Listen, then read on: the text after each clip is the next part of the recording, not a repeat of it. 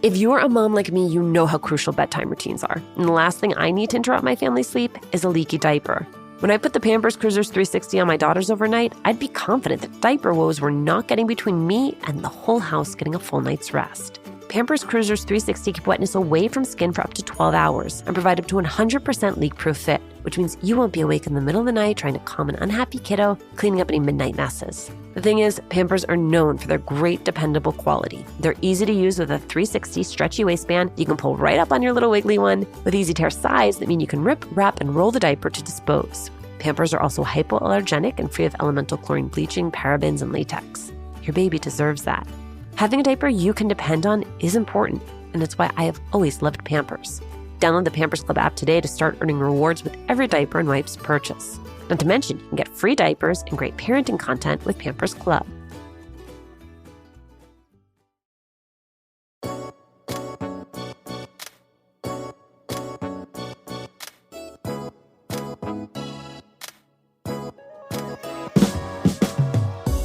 Sandra Velasquez was in her 40s and unemployed when she launched Nopalera, a line of luxury bath and body products made with nopal that celebrates and elevates Latino culture. Fast forward to today, Sandra has raised over $2 million to grow and expand the brand, and Nopalera is now carried in more than 400 national retailers, including Nordstrom and Whole Foods New York City. Sandra offers a lot of real talk about how her early days as the band leader of Pistolera did and did not prepare her for this moment, the success squad that has been critical to redefining her sphere of influence, and her hard-earned insights about what the realities of distribution mean for creating a profitable product.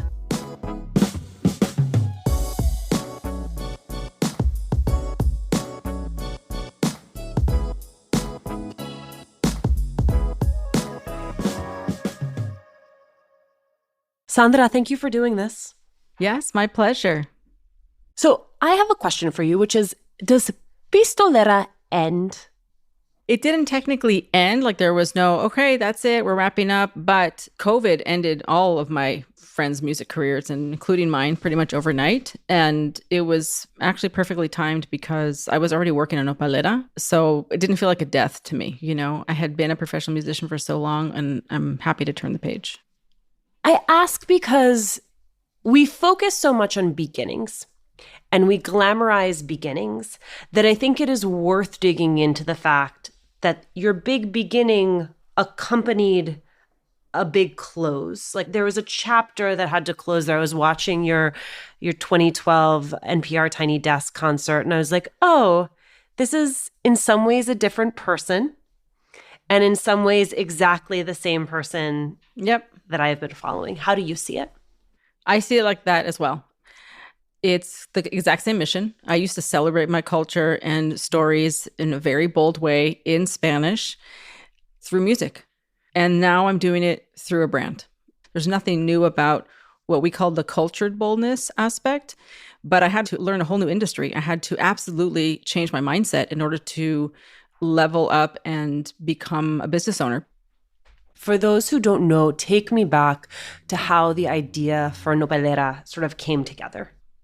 Summer of 2019, I was visiting my parents. I actually was unemployed for the very first time as an adult, which was very scary because as a musician in New York, I always had a day job for health insurance. Never had a savings. It was really scary to be like, wow, I'm 43. I have no savings. I have nothing to fall back on. And I have a child. So yeah, let's start a business. But it was one of those moments that is like a defining moment of your life where you're like, okay, if something's going to change, it's because something radically different has got to happen. Did you start with the mission or did you start with the product? I absolutely started with the mission. And I kind of started with, I knew what the category was, right? It's not like I thought I was going to make protein bars. I knew that it was going to be beauty, but I didn't know what the actual products were. The mission was to create a high-end Latina brand to disrupt the historically Eurocentric beauty space. Beauty is, people would think of it like this almost like frivolous category. Like we don't need beauty products, right, to live on Earth. But it's been so historically Eurocentric. I mean, all the highest brands are like French and Italian. That's why when I was a musician, I chose to sing in Spanish because I'm like, I know that most people can't understand me, but that's your problem. It's like the same attitude of like, we are going to be ourselves and I'm going to make it so beautiful and irresistible that even people that don't know what Nopalera means, that don't know what this reference is for, that don't know what a cactus is and why it's so Mexican and so symbolic, they're going to want it anyway. And it's the same with music. I made music that people loved because it was dance music, but the lyrics and the content were extremely profound about what you would call serious topics, immigration, women's empowerment. But I presented it, I wrapped it up in this package that made it digestible for people. And so for me, it's like a subversive act. And the brand is the same. How did you arrive at what the product would actually be? I enrolled in formulation school, and that required me to learn how to make all sorts of things. So I was learning how to make a facial wash and an emulsion, and I thought I was going to make skincare products. And thank God my friend Julie Kosinski, who I consider like a brand advisor to us, was like, you should look at the body category because skincare is really oversaturated. It's really competitive. And that's what kind of steered me into doing products for like below the neck. I wanted products that would work together. And I also wanted to create products that were practical. All of us take showers. All of us wash our bodies. All of us wear lotion of some type. Those are basically the three products that we have. We have a soap, we have a scrub, and we have a lotion bar. And I was like, we have to make products that don't pollute, but that we need, and that once you use them up, they're gone. I think there are a lot of our listeners who will hear that you were more or less broke. It's the middle of the pandemic. You don't have a job. And you somehow pay for formulation school. Mm-hmm. Everything was done with my credit card. I say that at every opportunity, like, don't tell me that you don't have the money because I didn't either. That's not the reason to not start. A lot of us are scared of debt. So let me start there. A lot of people are scared of debt. And because I've had student loans my entire life, I was like, what's another debt? You know what I mean? Like, no one's going to come bang down my door. I know that I can pay it off over time. So I enrolled in formulation school on my American Express card. I always opted for the payment plan. I even paid for my branding on a payment plan. And even that I did with my American Express card. You often talk, Sandra, about the importance of a success squad. I wonder what yours looks like and how you went about putting it together as you moved into this new category. So my CEO squad is comprised of 4 women plus myself, so 5 total, all in completely different industries. No one else is a beauty founder. No one else is a product brand. We have Aurora, who is like a cultural strategist who works with Fortune 500 companies. Che is a personal trainer. Beth is a brand strategist. And Wendy is like a conference MC host, former Broadway dancer. All completely different industries. And I met them through the mastermind that I joined. Again, I pay for this mastermind on my credit card. I sign up for the monthly versus the yearly. And I just knew that I needed to be around new people in order to be on this journey successfully, that my old musician friends were just not going to understand. There's no way. How could they possibly help me build an empire when they're playing for like $100 a gig, in New York City? So I joined this mastermind. And since then, we formed a bond. And now we meet weekly by Zoom. We're on a constant text thread. And we meet in person quarterly. And we all live all over the country. So it's not like I can hang out with these women every day, but we support each other. We love to see each other win. And that is so important to have people like that around you.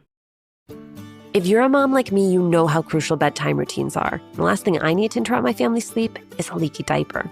When I put the Pampers Cruisers 360 on my daughters overnight, I'd be confident that diaper woes were not getting between me and the whole house getting a full night's sleep. Pampers Cruisers 360 keep wetness away from skin for up to 12 hours and provide up to 100% leak-proof fit, which means you won't be awake in the middle of the night trying to calm an unhappy kiddo, cleaning up any midnight messes. The thing is, Pampers are known for their great, dependable quality. They're easy to use with a 360 stretchy waistband you can pull right up on your little wiggly one, with easy-tear sides that mean you can rip, wrap, and roll the diaper to dispose. Pampers are also hypoallergenic and free of elemental chlorine bleaching, parabens, and latex. Your baby deserves that. Having a diaper you can depend on is important, and it's why I have always loved Pampers. Download the Pampers Club app today to start earning rewards with every diaper and wipes purchase. Not to mention, you can get free diapers and great parenting content with Pampers Club.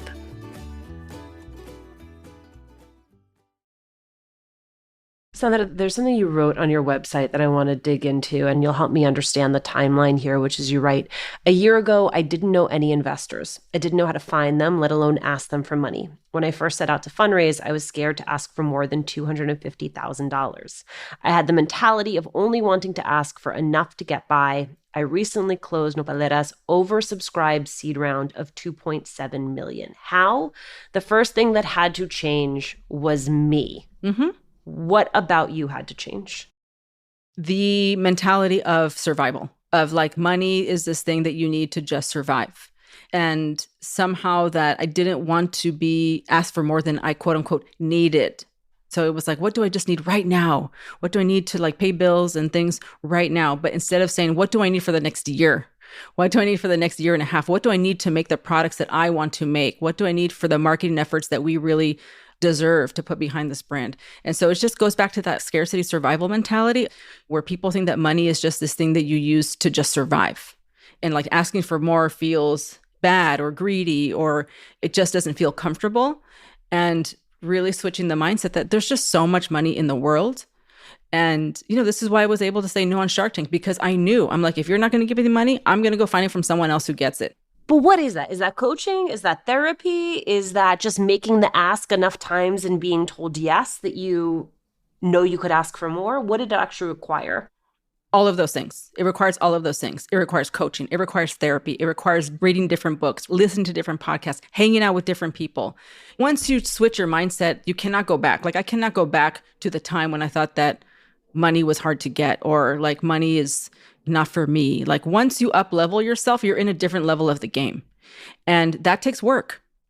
Sandra, you run an entire course on grocery distribution. So if there are people who are interested in that, there is an entire course available. But I wonder if, for the purposes of this conversation, you can give us the TLDR on the biggest mistake that you made seeking out distribution and the top thing that you want other entrepreneurs to understand about it in this category. So I wouldn't say that we have made mistakes in the now, because I learned from working for other companies what not to do. And it does really depend on the category, because beauty is completely different than a protein bar or a water. If you're selling to grocery stores, you're working with distributors, which means that there are two middlemen. There's the distributor and there's the store. So two people need to make money before your product gets into the hand of the consumers, which means your product needs to be made for a lot less than it is sold for. Otherwise, you will make no money. So that's the first mistake for people that are in that category. If anyone's listening who is like a food and beverage brand, really understanding how margins work and doing the math in advance. Because what I saw and why so many brands fail is that they create their product out of passion, they get it made or they make it themselves, and then they go and they try to get into stores and they're like, oh my God, I'm making no money. In my category in beauty, it's different. We don't use distributors. We sell direct. So there's no one between me and Nordstrom. There's no one between me and Credo or me and my 400 boutiques. We sell direct. But those stores take a higher margin. The beauty category is just a higher margin category, which is why you see every celebrity starting a beauty brand and not a protein bar brand. Indeed. Sandra, you referenced Shark Tank, and I have spoken with so many Latinas who have done one of the reality show cooking competitions as a way to level up their career. And to me, the value proposition seems clear when you're doing that. For you, as someone who has a business that is fairly well established, that is already in 400 plus retailers, that has an oversubscribed seed round, what was the value for you of doing something like Shark Tank? And what were the conversations you had with your advisors as you made the decision about whether or not it made sense for you at this point in your journey? So the Shark Tank process is very long. You apply, then you get a call back, and then there's video auditions, and then there's Zoom after Zoom after Zoom. It's literally like the same process of talking to investors. It's a long process. It's not like, oh, you apply, now you're on Shark Tank next month, and then it airs. No, I filmed this in July. We are in a completely different business from when I even applied. You don't know at the time what your business is going to look like when and if your episode airs, because not every episode that is filmed airs. So for me, it was an opportunity to put my brand in front of these investors and see if there was potentially an opportunity there. By the time I got to the show, that opportunity was still very much real. Like, okay, one of these people could possibly say yes, and this could be part of my journey. There were two things that stood out to me as I watched it. One is your enormous presence, which sort of goes back to, okay, yes, not every entrepreneur is a performer, but there is such incredible value in being, I couldn't sense a single nerve on your part. You're like, I've played stadiums, like, 5 people are not going to freak me out. Yeah. And then also some of the reflections that you have, having done a lot of fundraising, about wealthy people, right? That wealthy people, they may not be into your product, but they have a universe of connections that might be valuable to you. In this case, you extrapolate that out to be everyone who's watching is a potential investor in this product. And that at some point, money's money. And like that is not enough to take someone on as an investor. How has your own analysis thinking algorithm changed for whether or not, at the beginning, I feel like you're selling, and I feel as though the process goes on, you begin to question whether or not you want to buy and be in business with somebody else. Yeah, so it's absolutely, there's lots of money in the world and not all of it is good. And when you are taking on investors, you are getting married and you want to make sure that this person is bringing more to the table than just their checkbook. What is their network? Who do they know? Can they help you with the retailers you want to get into? Do they have manufacturing contacts? Whatever it is that you need for your business, that should be part of the conversation. That should be part of the ask. I was asking investors like, who do you know? You need them to be a thought partner, a resource. So that's absolutely part of the conversation. You are so like at this, like I'm catching you at the point at which it all makes sense, but there is a point somewhere in the process where things are inevitably messy. I wonder what the biggest growing pain was from the moment you are unemployed and putting things on your credit card to where I find you today. The most difficult parts are when I was making the product myself for the first year, because again, high class problems, I couldn't keep up with the demand. These are products that are made by hand. And so I outgrew my house like in the first month, and then I had to find a studio. I'm in Brooklyn, so good luck with that. Like luckily I found one actually in my neighborhood. So that was meant to be. Then I had to hire assistants and train them how to make soap and how to make the products. And so I spent a lot of days like wearing hospital scrubs covered in oils and then like walking back to my house just exhausted and just collapsing. And so I'm so glad that that phase is over. But that was challenging. Like when you are also the manufacturer, a lot of people like glorify like handmade. I'm like, we don't do that because it's cute. We did that because I had no other choice. Because I would literally was spending a year Googling like, who are the people that make this product? I like fell down so many internet rabbit holes of like soap blogs and chat rooms of like, does anyone know anyone that like knows how to make, that does this kind of soap? And you'll be surprised. There's not that many. When you say that you were selling out, that people wanted to buy the product, how were people finding the product when it was so new? I did a lot of foundational work, and that is why I am where I am today. And I always want to highlight that because people think like it looks like it happened so fast. And I'm like, yeah, but what you didn't see is that whole year of when it was just me building. And when I say building, I mean like at my desk, writing down a religion, researching, creating spreadsheets of like the competitive landscape. What are people's price points? What are their packaging? Do they use scent? Do they use fragrance? Researching the customer, researching like everything, and like writing down the core values, the mission, creating a brand deck that I could present to my designer. Working on the branding was 9 months. Again, I invested in myself over and over, and I want to repeat that. The first thing you should be spending money on is yourself. If you don't know something, if you can't find it for free, go pay for it. So I took a class on Facebook ads. I'm gonna have to do this myself, just like I'm making the product myself. So I took a Facebook ads class. I learned how Business Manager works. And once I had my, like the goddess, what we call the cactus goddess logo, I didn't even have the product yet. I just had her. I started running targeted ads and I started collecting email addresses on my website, which was just a one-page landing page, which was just like coming soon, drop your email address. It said what it was, like Mexican botanicals for Bath and Body. That much I knew.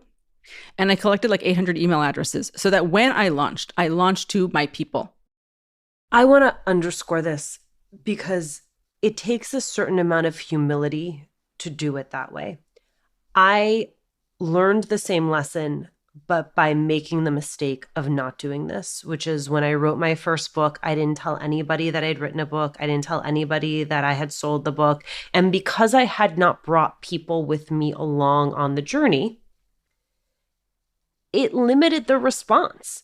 So I do think you make a really great point, which is especially in our community where people want to feel invested and a part of something, and that is part of the brand process.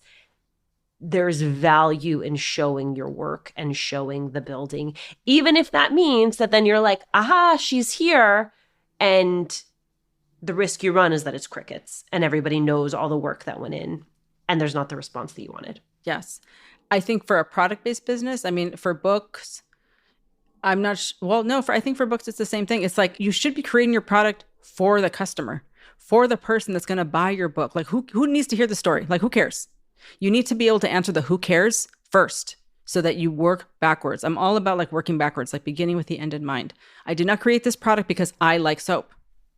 I didn't create this product because I like to make stuff. I created this product because I was like, my community, us, people like me, Latinas who spend money in beauty, they want to see themselves reflected on store shelves and we're not. So I'm going to be the person that makes that thing for us. Sandra, thank you for your time and thank you for everything you're doing to make sure that other people in our community have access to all the information you wish you'd had at the beginning of this journey. I appreciate you. Yes, I love sharing information.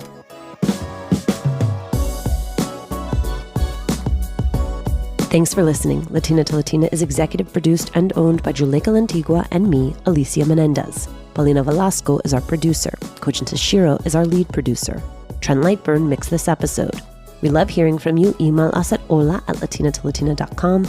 Slide into our DMs on Instagram or tweet us at Latina to Latina. Check out our merchandise at latinatolatina.com/shop. And remember to subscribe or follow us on Radio Public, Apple Podcasts, Google Podcasts, Good Pods, wherever you're listening right now. Every time you share the podcast, every time you leave a review, you help us to grow as a community.